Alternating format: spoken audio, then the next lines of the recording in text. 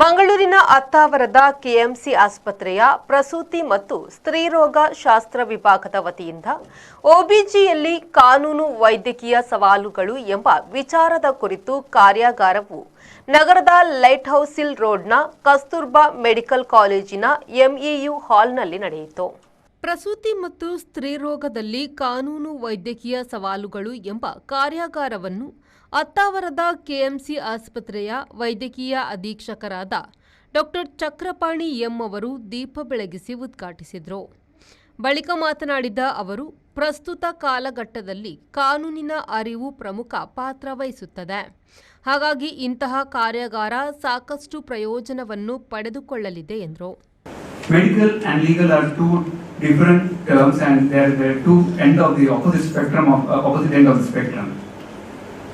Medical is mainly in the form of sympathetic, empathetic, emotional, human touch subject. On the other extreme, legal is emotionless, based on documents and transactional. So they don't go together at all. But unfortunately, as doctors, we have to face both of them simultaneously. ಅತ್ತಾವರದ KMC ಆಸ್ಪತ್ರೆಯ ಘಟಕದ ಮುಖ್ಯಸ್ಥರಾದ ಡಾ ಅಪರ್ಣಾ ರಾಜೇಶ್ ಅವರು ಸ್ವಾಗತಿಸಿದರು.